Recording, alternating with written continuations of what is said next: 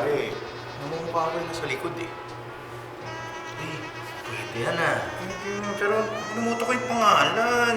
Tingnan mo parang nakatingin sa'yo ng konti oh. Wow, huwag ka Huwag ko titingin ng ganun. Paano ba? Okay, ganun Oo, yan. paano yan? Paano yan? Pag lumapit, Hmm. ipapakilala mo sa akin.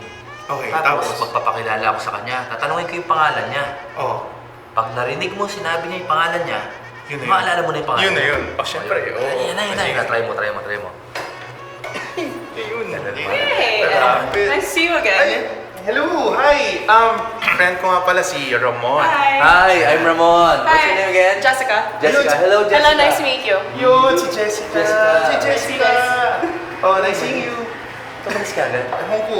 Oh, pero at least, natanda mo yung pangalan. Oo, at least, di ba? Oo. Ganun lang, pag nakalimutan mo yung pangalan, pakilala mo sa Kasama mo. Tapos siya yung magtatanong ng pangalan. Simple lang. Try natin ulit. Try natin ulit. Siya ulit. Oh, syempre.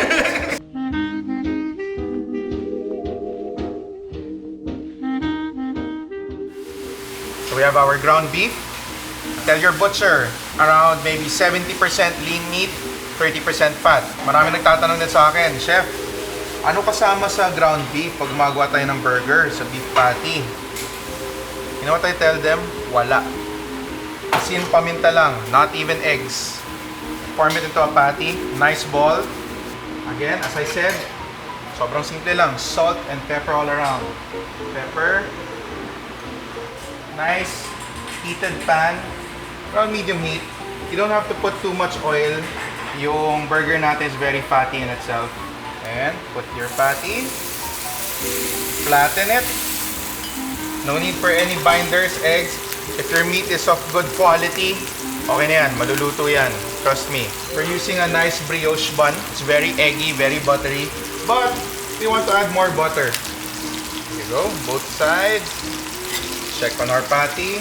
Good to go. If you trust your supplier, really, you know, no, malinis yung source niya ng beef. Okay lang yan. You don't have to cook it na sobrang well done. Toast our buns.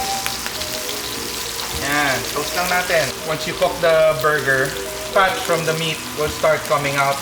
You don't want your burgers too greasy. Just want a nice sear. Let's put our cheese. Let's put 2. Yan.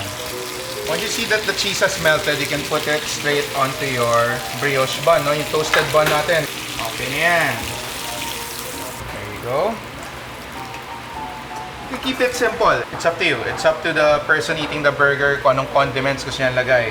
Pero sa akin, yung mga non-negotiable is, I like using Lolo Rosa lettuce, tomatoes. Yeah.